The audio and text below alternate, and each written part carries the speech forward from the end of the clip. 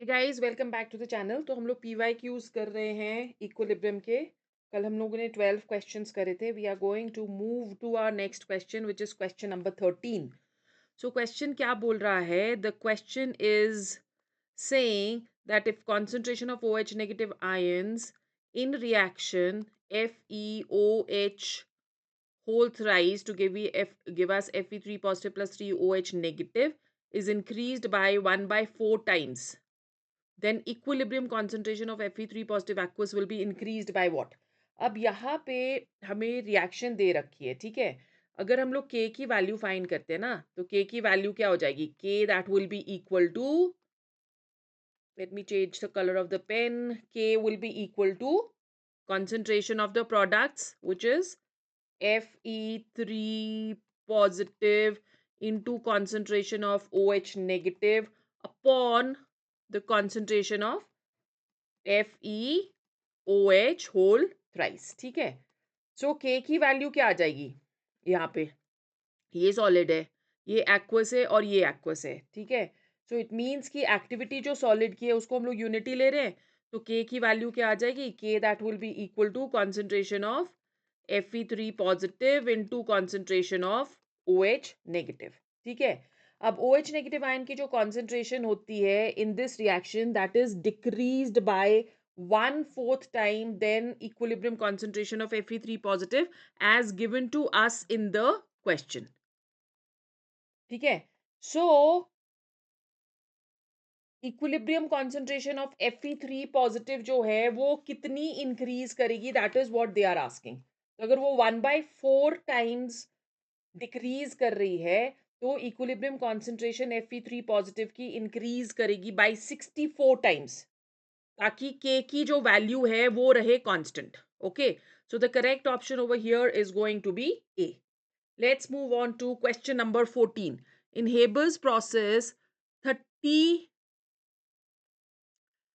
liter of dihydrogen and 30 liter of dinitrogen were taken for reaction which yielded only 50% of the expected product.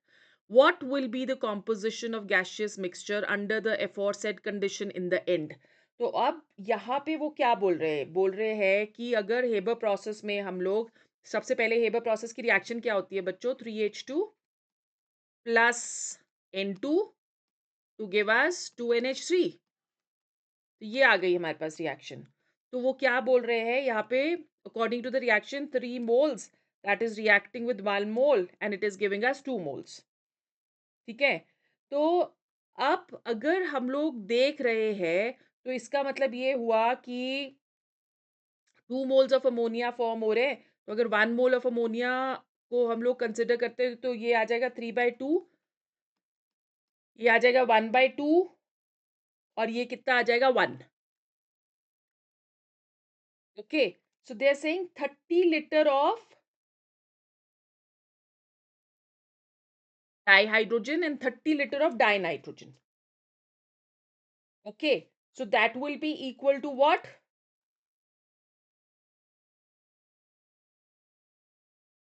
10 into 3/2.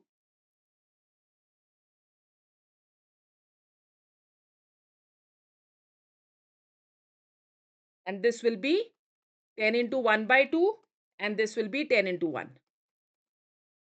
Okay, तो ये आ गया आपके पास 15 और this comes to 5 and this comes to 10. So what is the correct option over here? 10 liter of ammonia, 25 liter of nitrogen and 15 liter of hydrogen. इस question का answer जो है वो है B. Now how do we get this answer? अब ये आपके पास आ गया 15, 5 एंड 10। ऑलराइट, तो कॉम्पोजिशन जो गैशियस मिक्सचर की होएगी under the conditions in the end will be what? H2 कितना था हमारे पास? H2 is 30, सो 30 माइनस 15 कितना बच गया? विच इज इक्वल टू 15, ठीक है। नाइट्रोजन कितना दिया है क्वेश्चन में? नाइट्रोजन भी दिया है 30, सो 30 माइनस 5 कितना बच गया हमारे पास? 25, right. And what is ammonia? Ammonia तो बन ही रहा है कितना? 10 liters. So the correct option over here is going to be B. Let's move on to the next question. The equilibrium concentration of the species in the reaction A plus B to give C plus D are 2, 3, 10 and 6 moles respectively at 300 Kelvin. Delta G naught for the reaction is what? So अब यहाँ पे आपको delta G naught calculate करना है. तो reaction हमें क्या दी है? A plus B to give us C plus D. K की वैल्यू क्या आ गई? Concentration of C into concentration of D upon concentration of A into concentration of B. ठीक है? So which means 10 into 6 upon 2 into 3, which is equal to 10.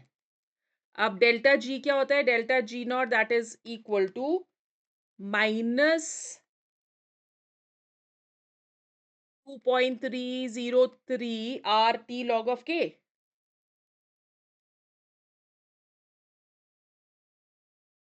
which will be equal to minus 2.303. R की value दी है 2 into temperature हमें दिया है 300 और into log of 10. Okay, क्योंकि ये निकला है आपके पास value 10 into log of 10. Log of 10 is equal to 1. So this becomes, on calculating, this becomes equal to minus 1381.80 calories.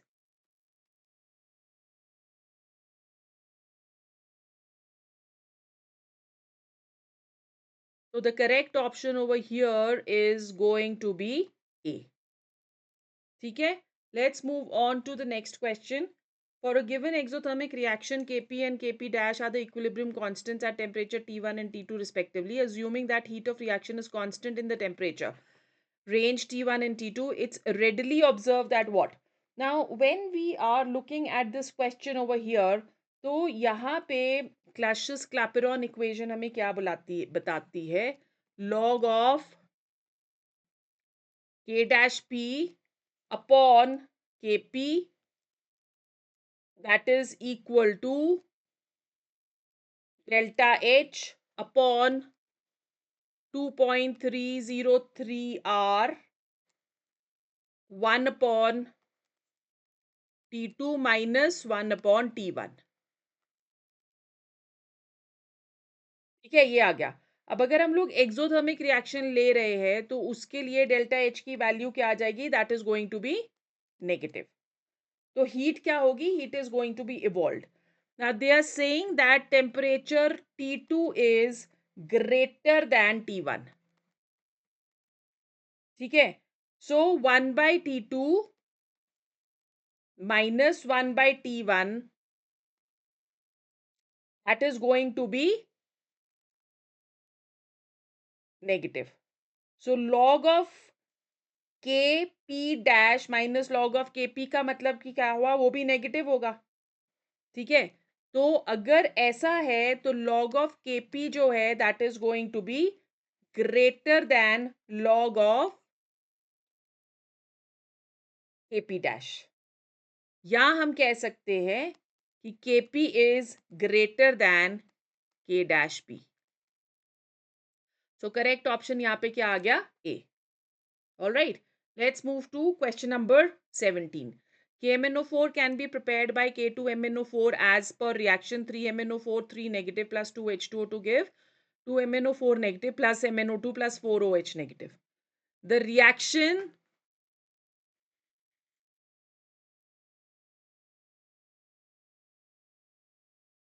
can go to completion by removing OH negative ions by adding what? So reaction क्या है? Forward में आपके पास 2MnO4 negative plus MnO2 plus 4H negative आ रहा है. Okay, so it means कि अगर हम इस रिएक्शन को देखते हैं तो यहाँ पे हमारे पास HCl और SO2 जो है they both are, we know that they are, elimination से करते हैं कि जो अगर हम लोग HCl ले रहे हैं और SO2 ले रहे हैं, ये दोनों के दोनों क्या है? They both are reducing agents.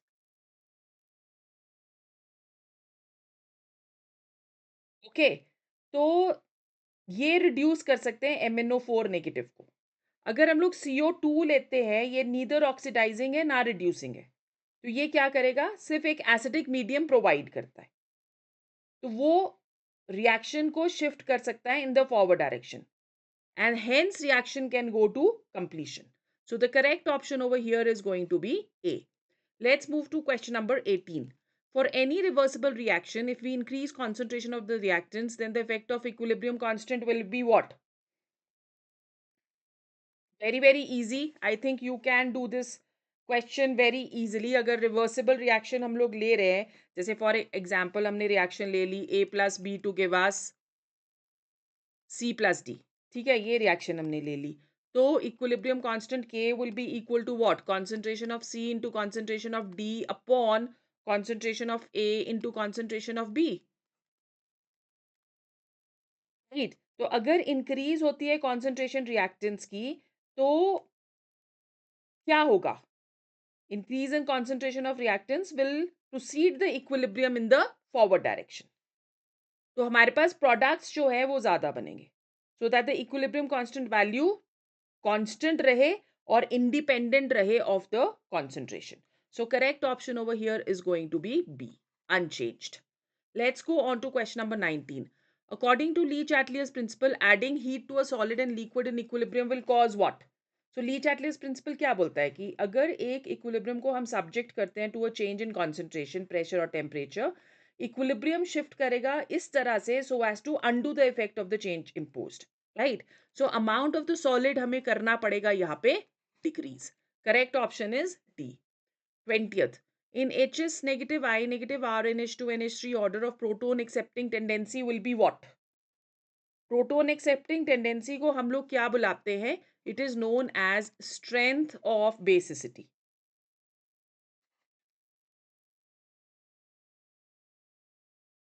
ठीक है, ये बुलाते हैं हम इसको। तो अगर हम लोग RNH2 लें, तो RNH2 के पास क्या है, there is a lone pair of electrons जो इंटेंसिफाई करती है due to electron releasing R group, और देयरफॉर इंक्रीज करेगी tendency to donate the lone pair of electrons, got it. तो यहाँ पे मतलब RNH2 जो है उसकी प्रोटोन एक्सेप्टिंग टेंडेंसी सबसे ज्यादा होनी चाहिए, तो इन सब में कौन सा ऐसा ऑप्शन आ रहा है, सी, so the correct option is going to be C. Okay, let's go on to question number 21. The strongest conjugate base, strongest conjugate base वो होगा जिसकी एसिड वीकेस्ट होगी, तो अब इसका SO4, इसकी एसिड जो है दैट इज H2SO4, ठीक है, इसकी हो गई HCl, इसकी हो गई HNO3 और इसकी हो गई CH3COOH, तो सबसे वीक एसिड कौन सी है, डी, तो उसका बेस जो होगा that is going to be strongest, so the correct option over here is D. For weak acid HA, the percentage of dissociation is nearly 1% at equilibrium. If the concentration of acid is 0.1 mole per liter, then the correct option for Ka at the same temperature is what? Okay. So अब आपको पता है कि Ka की value क्या होती है, Ka that is equal to C alpha square. So let's put the values over here. C दिया है हमें 0.1 into alpha हमें दिया है 0.01. 1% दिया हुआ है ना, तो 1/100 is going to be equal to 0.01 का square, so we can calculate the value of Ka over here, which will be equal to 1 into 10 raised to power minus 5. Okay, let's move to 1 into 10 raised to power minus 5. C is the correct option. Let's move to the next question, number 23. The pKp of dimethylamine, pKa of acetic acid are 3.27 and 4.77 respectively at Tk. The correct option for the pH of dimethyl ammonium acetate solution is what? अब salt of weak acid and a weak base, dimethylamine and acetic acid, ठीक है, combination है weak acid and weak base, तो इसका pH क्या होगा according to Henderson equation,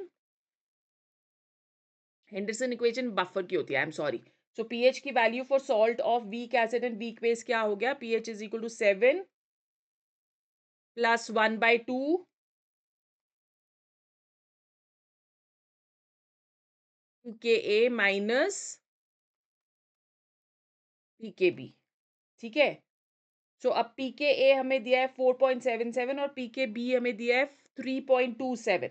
So let's put the values. This will become equal to 7 plus 1/2 into 4.77 minus 3.27.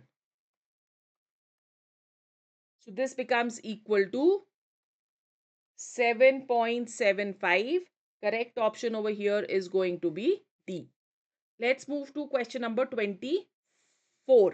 25. 24 हमने कर दिया MS. Okay. Question number 25.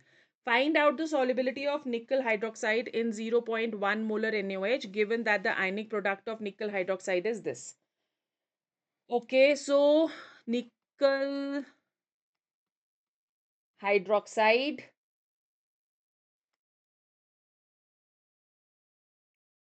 equilibrium जो होगा that is going to be Ni2 positive plus 2OH negative. जहाँ पे S अगर हम ले तो ये आ गई इसकी solubility S, इसकी solubility आ गई S और इसकी solubility आ गई 2S. ओके. अगर हम लोग यहाँ पे concentration लेते हैं, let's say हमें क्या दिया है? अच्छा, ये हमको solvent दिया है तो NaOH ले लिया हमने.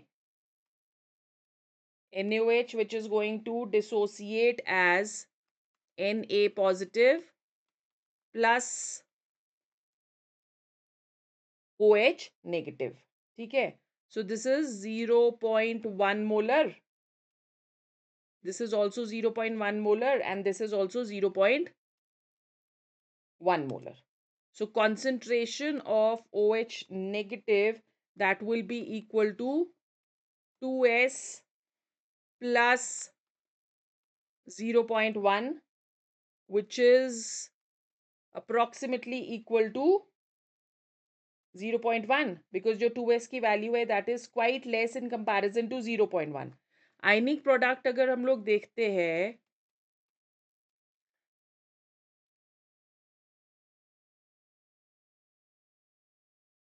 of nickel hydroxide,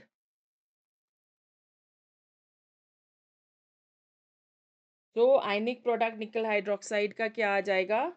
concentration of Ni2 positive into concentration of OH negative का स्क्वायर. ठीक है. तो आयनिक प्रोडक्ट हमें दिया है 2 × 10⁻⁻15 that is equal to S into 0.1 का square. From this you can calculate the value of S. So S की जो वैल्यू आती है that is 2 × 10⁻⁻13. The correct option over here is going to be A. Let's move to question number 26. The pH of 0.001 molar NaOH solution will be what? Okay. So यहाँ पे 0.001 molar concentration of OH negative कितनी दे रखी है? 0.001 नहीं है, 0.01 है. So 0.01. ठीक है. तो POH की वैल्यू कितनी आ जाएगी? 2. तो pH की वैल्यू कितनी आ गई? 14 minus 2 which is equal to 12. Correct option is C. Let's move to question number 27. Following solutions were prepared by mixing different volumes of NaOH and HCl of different concentrations. 60 ml molar M/10 HCl plus 40 milliliter M/10 NaOH, 55 ml M/10 HCl plus 45 ml M/10 NaOH, 75 ml M/5 HCl plus 25 ml M/5 NaOH and 100 ml of M/10 HCl plus 100 ml of M/10 NaOH. pH of which one of them will be equal to 1. Okay, so pH जो है वो बोल रहे हैं that is 1. सो इसका मतलब कि concentration H positive की है that should be equal to 10⁻⁻1. Okay, तो एसिड बेस मिक्सचर के लिए हमारे पास N1V1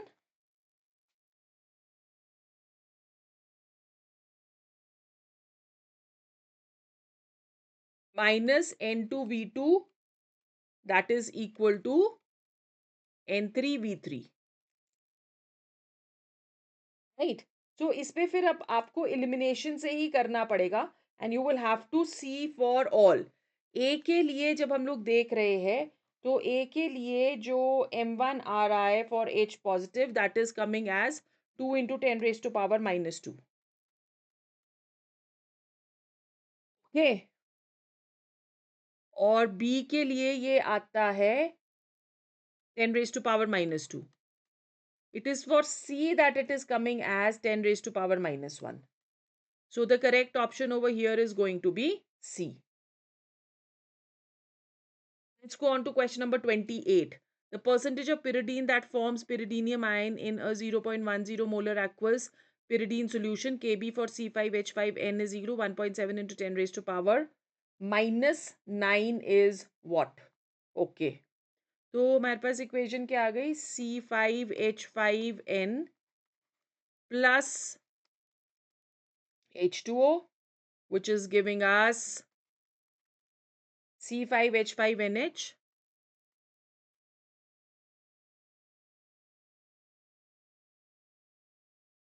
plus OH negative. So this is the equation.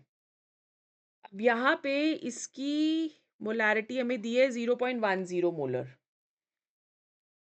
तो अल्फा क्या आ जाएगा? Concentration of √of Kb upon C.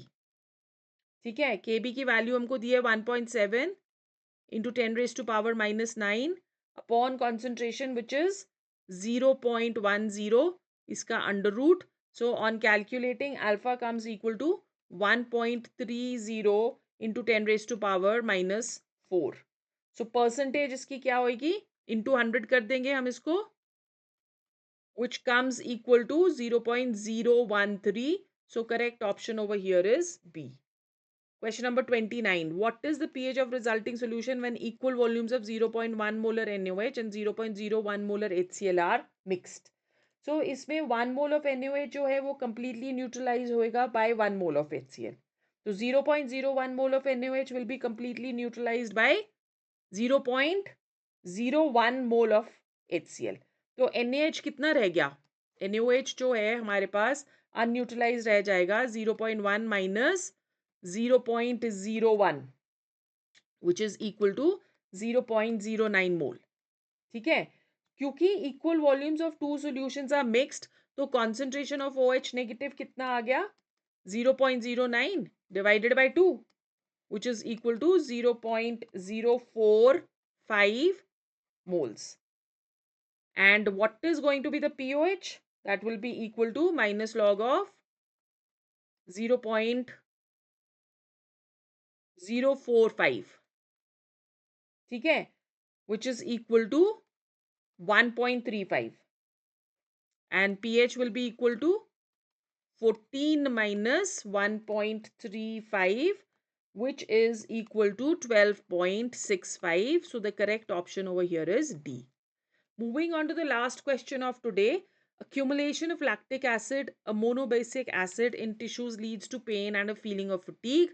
In a 0.10 molar aqueous solution, lactic acid is 3.7% dissociated. The value of dissociation constant Ka for this acid will be what?